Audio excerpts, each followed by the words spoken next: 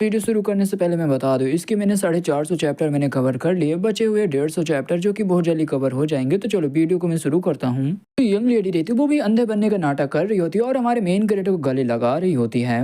Main character भी मन में सोच बोलता है, इस लड़की को कोई भी चिंता नहीं है, बेफिक्र मेरी ओर बढ़ी जा रही है और ये लड़की भी रिकार्नेट हो चुकी है। अपनी लाइफ में जो इस लड़की की जो बॉडी थी वो एकदम बच्चे जैसे लग रही थी, मगर इस लाइफ में इस लड़की की जो बॉडी है वो एकदम मिच्योर यानी एकदम डेवलप हो चुकी है। हमारा मेन क्रिटिक का ठरक पर निकल जाता है और बोलता है कि इसके अरमान तो बहुत ज़्यादा बड़े बड़े हैं।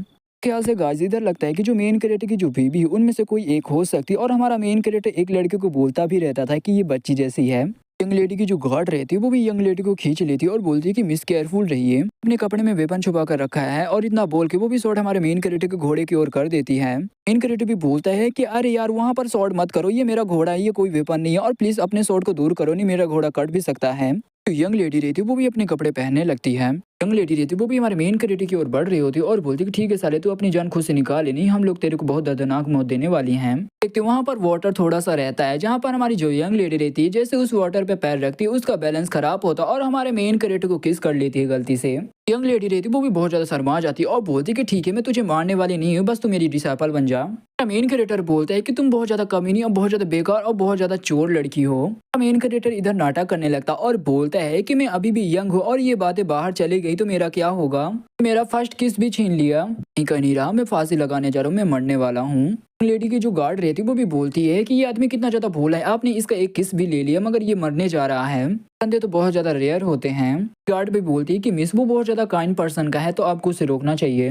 मेन कैरेक्टर भी एक इविल स्माइल देता और बोलता है कि मैंने पहले से तैयारी कर लिया था और ये लोग मेरे नाटक को बिल्कुल भी नहीं पकड़ पाएंगे, तो कोई नुकसान भी नहीं पहुंचेगा और मैं आसानी से यहाँ से बच निकलूंगा। लेडी भी बोलती है कि ठीक है रो मत, मैं तुम्हारी रिस्पॉन्सिबिलिटी लेने के लिए तैयार हूँ। मेन कैरेक्टर भी रुक जाता और बोलता है रिस्पॉन्सिबिलिटी। लेडी रहती है वो भी हमारे मेन कैरेक्टर को खींच के अपने पास ला लेती है। लेडी भी बोलती है कि तुम दिखने में भी हैंडसम लग रहे हो, तो ठीक है मैं तुम्हारे साथ शादी करने के लिए तैयार हूँ, अब से तुम मेरे हो जाओगे। मेन कैरेक्टर भी बोलते कि नहीं इसकी कोई भी जरूरत नहीं है। खिड़की से उनके ऊपर अटैक हो जाता है। मेन कैरेक्टर भी यंग लेडी को उस अटैक से बचा लेता है। वहाँ पर 4 किलर भी आ जाते हैं और बोलते कि प्रिंसेस गाओ आप तो गोल्डन किंगडम की प्रिंसेस हो, अरे बंदे प्रिंसेस को पकड़ लो। मेन कैरेक्टर भी मन में सोचते हुए बोलता है क्या ये प्रिंसेस, इसे तो अपने महल में होना चाहिए, क्या ऐसा हो सकता है कि ये वही प्रिंसेस है जो कि महल से गायब हो चुकी है। यंग लेडी यानी जो प्रिंसेस की जो गार्ड रहती है वो भी बोलती है हमारे मेन कैरेक्टर से कि अंकल जाओ प्रिंसेस को यहाँ से ले जाओ, मैं इन्हें रोक के रखती हूँ। मेन कैरेक्टर भी गुस्सा करते हुए बोलता है कि पहली बात मैं अंकल बिल्कुल भी नहीं हूँ और मैं इस लड़की को क्यों बचाऊं, मैं इस लड़की को तो जानता भी नहीं हूँ। प्रिंसेस रहती है उसे भी गुस्सा आ रहा होता है इन बातों से। किलर रहता है वो भी अटैक करते हुए बोलते कोई बात नहीं, वैसे भी तुम लोग यहाँ से जिंदा वापस नहीं लौटोगे। पहली गार्ड रहती है वो भी बोलती कि ठीक है मैं इसे संभालती तुम उसे संभालो, मगर देखते उतने में किलर गार्ड को भी बहुत ज्यादा चोट पहुंचा देती है और गार्ड की काफी ज्यादा बैंड बच जाती है। जो एक किलर रहता है वो भी हमारे मेन कैरेक्टर के पास आ जाता और बोलता है कि सबसे पहले लड़की मैं तुझे मारूंगा, इतना बोल के वो भी शॉट से अटैक कर देता, मगर हमारा मेन कैरेक्टर उसके शॉट को 2 उंगली से पकड़ लेता है। वैसे भी दूसरे लोगों की बात भी तुम्हें ध्यान से सुन लेनी चाहिए, मैंने वैसे भी बोल दिया था कि मैं इन लोगों को बिल्कुल भी नहीं जानता, ना मैं इनके साथ हूँ, अलावा मुझे इससे नफरत है कि कोई मुझसे भी ज्यादा कमजोर बंदा मेरे ऊपर शॉट तान के रखे। हमारा मेन कैरेक्टर भी शॉट को वहीं पे तोड़ देता है, अपने ढेर सारे स्लेश से अटैक कर देता है जो जाकर किलर को लगता है और किलर वहीं पे सारे मारे जाते हैं। प्रिंसेस रहती है वो भी अपने गार्ड के पास जाती है और बोलती कि तुम लोग क्या ठीक हो, तभी गार्ड भी बोलती कि हाँ बस हमें थोड़ा सी चोट लग चुकी है। गार्ड भी उन किलर की ओर देखते हुए बोलती कि हमने अपनी आइडेंटिटी को तो अच्छी तरह से छुपा कर रखी थी, मगर इन लोगों को कैसे पता चल गई। प्रिंसेस रहती है वो भी बोलती कि थैंक यू तुम्हारा, तुमने हमारी जान बचा ली है। तभी हमारा मेन कैरेक्टर बोलता कि मेरे सामने इतना ज्यादा पोलाइट होने की कोई भी जरूरत नहीं है। प्रिंसेस रहती है वो भी कुछ फेंक देती है हमारे मेन कैरेक्टर की ओर, हमारा मेन कैरेक्टर भी शायद से वहीं पर बेहोश हो जाता है। कट होकर आता कुछ टाइम बाद की ओर जहाँ पर हमारे मेन कैरेक्टर को बांध कर रखे रहते हैं, तभी हमारा मेन कैरेक्टर भी चिल्लाते हुए बोलते कि तुम लोग ये क्या कर रहे हो, तुम लोगों ने मेरे को क्यों बांधा है, तुम लोग मेरे को छोड़ दो। वहाँ पर प्रिंसेस भी आती है और बोलती कि तुम अपनी एनर्जी को इतना ज्यादा वेस्ट मत करो, इसी से मैंने तुम्हें बांधा है, ये स्नेक के खाल से बना हुआ है, तुम चाहे कितने भी ज्यादा पावरफुल क्यों ना हो मगर इस रस्सी को तुम बिल्कुल भी नहीं तोड़ सकती हो। मुझे तुम तो बहुत ज्यादा पावरफुल हो, तो तुम शुरुआत से अंधे बनने का नाटक क्यों कर रहे थे और हमारे सामने कमजोर बनने का भी नाटक क्यों कर रहे थे। कि जो पहली गार्ड रहती वो बोलती क्या तुम लोग किलर को सपोर्ट कर रहे हो, तभी दूसरी गार्ड भी बोलती है कि तुम लगता है कि प्रिंसेस को नुकसान पहुंचाना चाहते हो। मेन कैरेक्टर भी बोलते हैं कि तुम लोग कितना ज्यादा बेवकूफों वाला सवाल पूछ रहे हो, मैं उन्हें सपोर्ट करता तो मैं तुम्हें बिल्कुल भी नहीं बचाता, ना प्लस उन्हें मारता। प्रिंसेस रहती है वो भी बोलती है कि हाँ ये बात भी सही लगता है कि मैं इस बारे में कुछ ज्यादा ही सोच रही हूँ। पहली गार्ड रहती है वो बोलती है कि प्रिंसेस मुझे लगता है कि ये आपको पहला भरोसा जीतना चाहता था, फिर उसके बाद ये आपको धोखा देने वाला था। गार्ड भी बोलती है कि हम इसे ऐसे ही जाने देंगे, बिल्कुल भी नहीं, एक काम करते हैं हम इसे मार डालते हैं। हमारा मेन कैरेक्टर भी बोलता है कि ओ हेलो, बताओ कि तुम लोग कितने लोग हो। रस्सी को वहीं पर तोड़ देता और बोलता है कि तुम मेरे बातों पे जरूर सोची होगी। कट करा था कुछ टाइम बाद की ओर, जहाँ पर हमारा मेन कैरेक्टर तीनों लड़की को बांध कर वहीं पे लटका देता और प्रिंसेस तो रोने लगती है। वहाँ पर कोड़ा आता हमारा मेन कैरेक्टर का। हमारा मेन कैरेक्टर बोलता है कि तुम चाहे कितना भी गला फाड़ के चिल्ला लो, यहाँ पर कोई भी तुम्हारी मदद करने के लिए नहीं आने वाला। हमारा मेन कैरेक्टर भी अपना ईवी लुक दिखाते हुए बोलता है कि सब कुछ खत्म हो चुका है और तुम लोगों के सामने मैंने अपनी पूरी काइंडनेस दिखाई, मगर तुम लोगों ने मेरे साथ बहुत ज्यादा बुरा किया।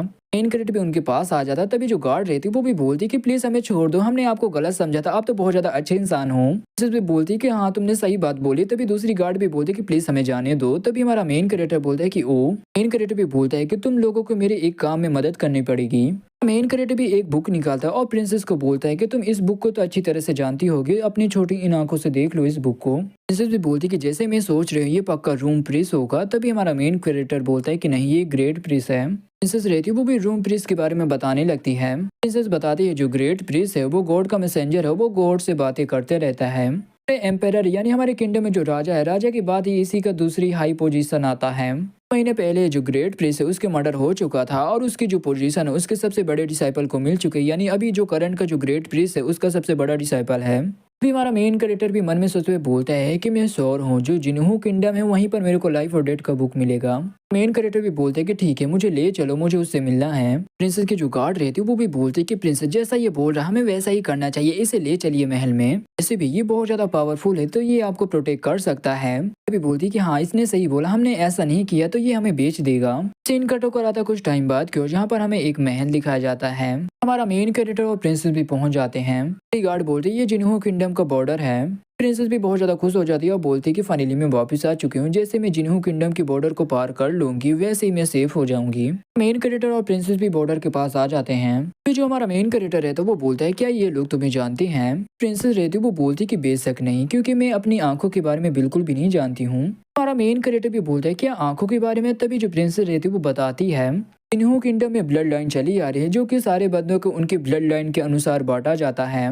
मोस्ट इम्पोर्टेंट उनकी सबसे ज्यादा आंखें होती है इम्पोर्टेंट। फैमिली से बिलोंग करता है उसकी आंखें गोल्डन होती हैं। फैमिली से भी आती है दूसरी फैमिली, उनकी होती है पर्पल कलर की आईज। गरीब लोग और जो बिजनेसमैन हैं ऐसे ढेर सारे लोगों की ढेर सारी आईज कलर होती हैं। मेन कैरेक्टर भी बोलते हैं ठीक है मेरे आंखों का कलर देख के बताओ कि मैं क्या हूँ। तभी प्रिंसेस भी बोलती कि तुम तो इंसान भी नहीं हो। मेन कैरेक्टर भी प्रिंसेस को डराते हुए बोलता है कि ओ छोटी लड़की, तुझे मुझसे डर नहीं लग रहा है। तभी जो प्रिंसेस रहती है वो बोलती है कि तुम्हारे आंखों का कलर जैसा हमारे कोई भी किंगडम में नहीं है। क्योंकि वहाँ पर एक बंदा रहता है जो कि कुछ तो बजा रहता है, मेरे को इसका नाम बिल्कुल भी नहीं पता, शायद से ये बांसुरी या और कुछ रहता है। मेन कैरेक्टर भी उसे नोटिस कर लेता है।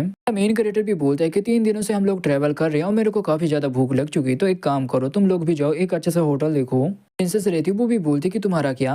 हमारा मेन कैरेक्टर बोलता है तुम तीनों लड़कियों की चिंता करने की कोई भी जरूरत नहीं है, मेरे को एक काम है, मैं अपना काम करके आ रहा हूँ, तुम लोग जाओ। पीछे से हमारे मेन कैरेक्टर के ऊपर अटैक हो जाता है। मेन कैरेक्टर के ऊपर जो बंदे अटैक किए रहते हैं वो उन बंदों को भी मार डालता है और बोलता है मन में सोचते हुए कि यार ये लोग तो किलर हैं, पहले ही शक हो गया तो कोई तो हमें मरवाना चाहता है। होकर आता है होटल या घर की ओर। हमारी प्रिंसेस और गार्ड वेट कर रही होती है हमारे मेन कैरेक्टर का। तभी जो प्रिंसेस रहती है वो बोलती है कि मेन कैरेक्टर अभी तक वापस क्यों नहीं आया, जो खाना वो तो ठंडा हो जा रहा है। वहाँ पर एक स्नेक आता और गार्ड के पैरों पे चढ़ जाता और गार्ड के ऊपर और चढ़ने लगता है धीरे धीरे। तभी गार्ड को भी पता चलता और बोलती कि अरे मम्मी रही है तो एक स्नेक है। प्रिंसेस भी एक बांसुरी निकाल लेती और बोलती बस ये तो एक छोटा सा स्नेक है जो कि तुम इससे डर रही हो। प्रिंसेस भी उस बांसुरी को बजाने लगती है कि प्रिंसेस के पीछे एक बंदा आ जाता और प्रिंसेस को पकड़ लेता और बोलता है कि प्रिंसेस आपका हाथ तो कितना ज्यादा कोमल है, आप तो कितनी ज्यादा क्यूट हो, आप तो यहीं पर हो। प्रिंसेस की गार्ड रहती वो भी बोलती कि अबे साले तेरी हिम्मत कैसे हुई हमारी प्रिंसेस को टच करने की। तो दूसरी गार्ड रहती वो भी अपना स्वॉर्ड निकाल लेती और बोलती कि कमीने इंसान में हमारी प्रिंसेस से दूर हो जा। इसके साथ ये वीडियो यहीं पे खत्म होता तो वीडियो बनाए तो लाइक करो, चैनल बनाए सब्सक्राइब करो। तो मिलते किसी अगली वीडियो के लिए, तब तक के लिए बाय बाय।